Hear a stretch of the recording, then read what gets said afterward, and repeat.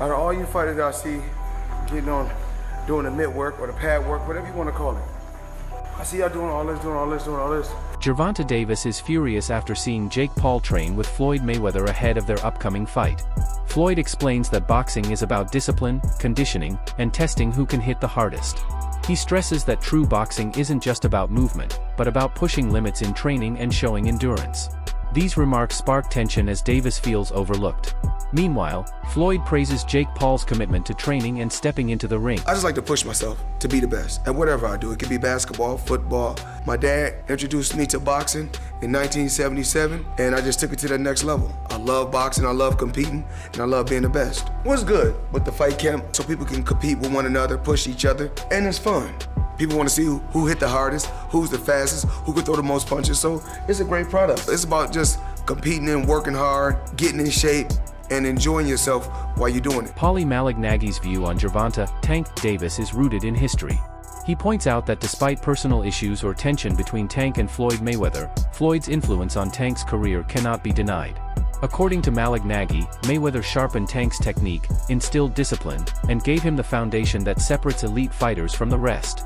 Even if Tank publicly downplays Floyd's role or highlights their feud, the truth is that Floyd's mentorship shaped the fighter he is today. He was a flashy guy, and I actually like that win for Gervonta. Ryan Garcia.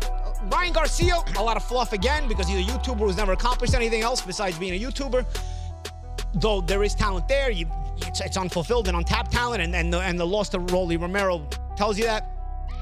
So what has Gervonta Davis created, aside from being a manufactured creation that got a big push from Floyd Mayweather? Let's be honest here. A big push from Floyd Mayweather.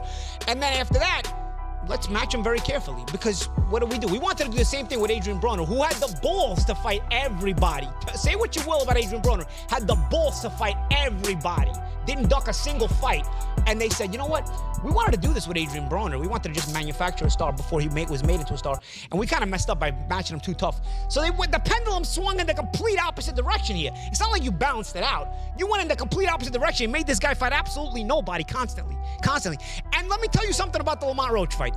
He's a 16-1 underdog going into the fight because they knew they didn't want to fight anybody who was a risk. There's a reason he's ducking the Lamont Roach rematch now. Because now you realize, wow, this guy is a... Jeff Mayweather's comments go straight to the heart of the debate over a potential fight between Gervonta Davis and Jake Paul, the size difference. Jeff explains that Jake Paul is simply much bigger than Davis in both weight and frame.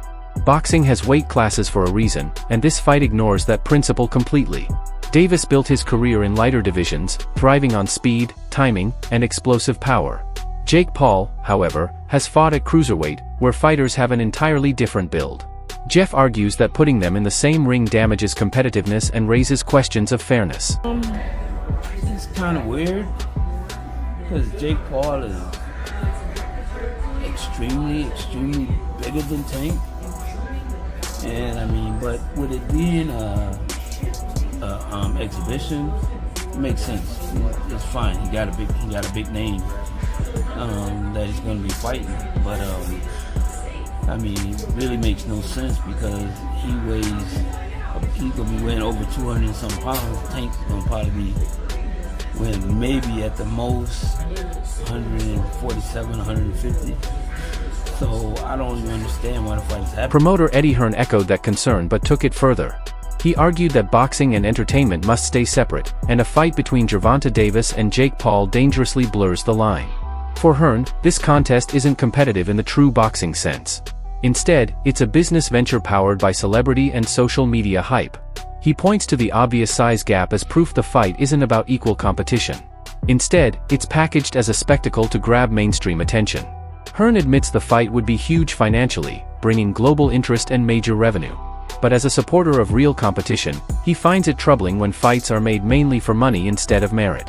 Still, he acknowledged that from a promoter's point of view, it's a great business move, guaranteed tickets, pay-per-views, and buzz, even if purists feel the sport's standards are compromised. Next year, and they always said that there was a chance that Jake would fight in November.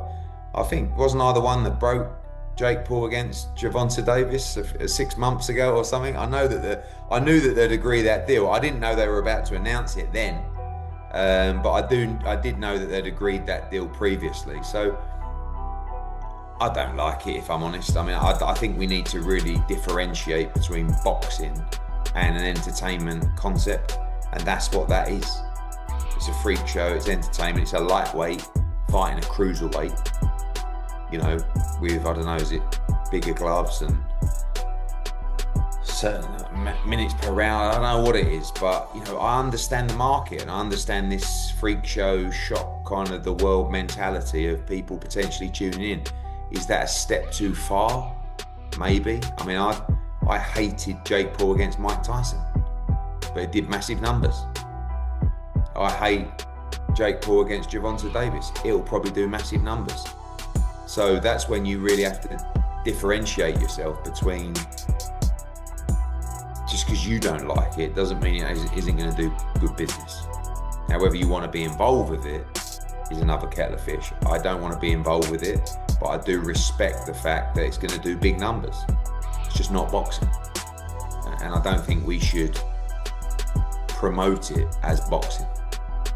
In the meantime, then, Eddie, where does that leave you with Anthony Joshua? Are you exploring other options for the end of this year, or are you still looking at that fight for the beginning? Yeah, no, we're not interested in the Jake Paul fight right now. After that, I mean, like, you know, we're not going to wait around till November. Is it November or December, whenever it is, and see how he gets on. I mean, if he gets chinned by Gervonta Davis, we can't exactly make the Anthony Joshua fight. Michael Bisping added another perspective, recalling exhibition fights where money mattered more than skill. In his view, Jake Paul could actually beat Gervonta Davis, not due to superior ability, but because of weight advantage and financial dynamics. Bisping argued that exhibitions don't follow the same legitimacy rules as sanctioned fights. When the focus is on entertainment and money, outcomes can be influenced in unexpected ways. Jake's bigger frame, combined with the looser rules of an exhibition, could swing the fight in his favor.